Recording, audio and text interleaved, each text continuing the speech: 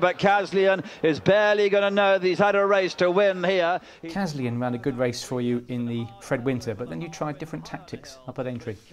The Fred Winter didn't really pan out for us, and so we held him up at Aintree, and he was probably nearest at finish. He's bigger and stronger this year. 4-year-olds sometimes struggle in their second season, but hopefully he's not handicapped too badly, and we'll be starting him off over 2 miles. We may step him up in trip, but we'll start at 2 and go from there.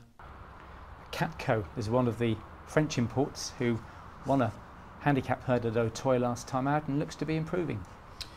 Good performance at Auteuil. He won by a long way that day, and he's still a novice, so he'll be going novice hurdling this year. And you know, he falls into the category of one of those horses that could be anything. We gave him a break after he came over here, so he's only doing steady cantering at present. So we'll know a lot more about him later on this year.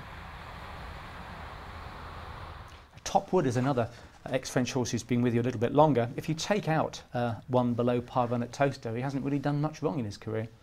No, he didn't come back right from Toaster, and so he's best judged on his win at Chepstow at the end of the season, where he beat a nice horse of Paul Nichols's, and they were a long way clear of the rest. He's not a horse that carries a lot of condition, but he's bigger and stronger this year, and eventually we'll be going novice chasing, but we'll probably give him a few runs over hurdles first. And owned by Lady Clark, and so Sir Stan always said that they shouldn't go chasing before they're 5, so later on this year he'll be chasing.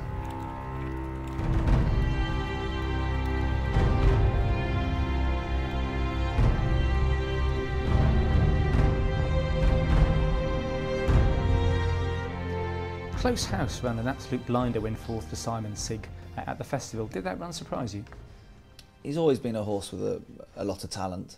He was inexperienced for a race like that, and they took him off his feet a little, and then he's run on strongly at the end. It was a very good run. He had lots of good horses behind him, and Roger Brookhouse decided to give him a break after that. He's come back. He's a big horse anyway, but he's come back bigger and stronger this year, and I haven't discussed with Roger whether it's novice chasing or sticking to hurdles this year, but I would imagine we'll start off in a hurdle race to start with and then go from there. And Goulanes has won just his only start for you at Newbury, so that was a good start. Yeah, Roger Brookhouse bought him from the Cheltenham Sales. He paid 40,000 for him, I think it was, and it looks money well spent. Like you say, just had the one run for us and won a competitive maiden hurdle at Newbury. He was an Irish pointer. He won an Irish point, and he'll eventually be a 3-mile chaser. Once again, he may start off over hurdles before going chasing later on in the season. Knight's Pass is one of 20-odd horses that you're training this season for Malcolm Denmark. Now, he won twice over hurdles, but then just disappointed a little bit. Yeah, he was favourite for the Champion Bumper a few years ago, and he works like a nice horse, looks the part, and chasing will be his game. Once again, we may start him off in a hurdle to start with, and we'll discuss that with Malcolm and go from there, but we're pleased with what he's doing so far. You know, he's got good form in the book, but hopefully there's some more to come. Garinella is another ex-French horse who won 3 times over in France, and you bought him at the Arcana sale.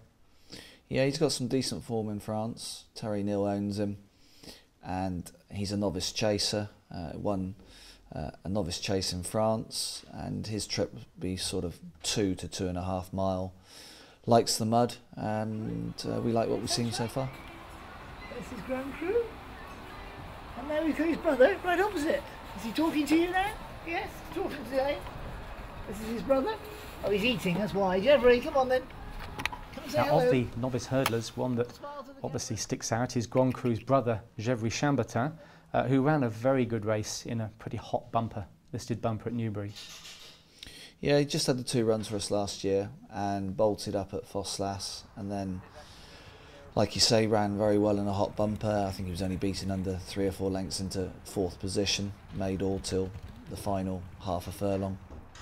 After that, we decided to turn him away, give him a summer's break, mature, come back, and he's looking great. He's schooled nicely over hurdles, and one we're very much looking forward to putting out over hurdles shortly. He's achieved more than his brother at this early stage in his career. At this early stage, yes. He's got a long way to go to match Grand Crus. If he's half as good as his brother George, we'll be happy. It was very soft ground when he won on his debut, but do you think he needs soft ground? Or? I don't think he needs soft ground. He goes on it, he handles it. He wouldn't want quick ground, but I don't think it's essential for him.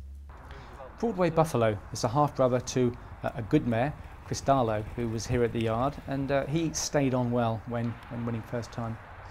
Yeah, a good performance.